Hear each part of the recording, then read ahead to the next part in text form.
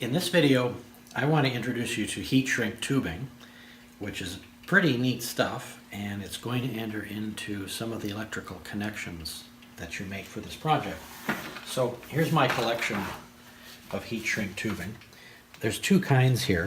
There's just the regular kind, which is a kind of a plastic sleeve that shrinks down when you heat with it, as the name suggests, and I'll be showing you that in a minute.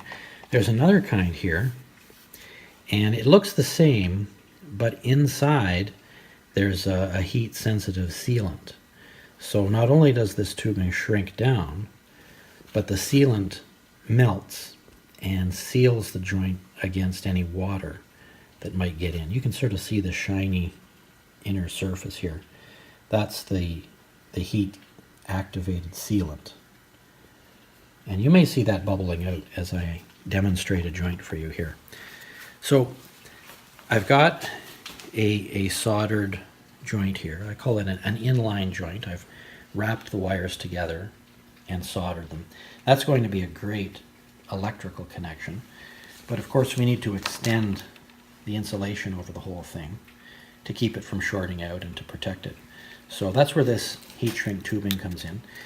You've often got to remember to put it on before you complete the solder joint, because once it's completed, unless there's an end around, you won't be able to get your heat shrink tubing on. And it's going to be just large enough to cover the joint. Just large enough in diameter. So a torch works very well. You can use a match too. You don't want to give it too much heat, but I'll just spark up this torch here. Doesn't take much heat. You can easily overdo it. So you just want the torch on very low, like you can see here. And I'm just going to warm it and keep my eye on that tubing. And you can see it starting to do its thing. You want to do it everywhere. So back side, front side.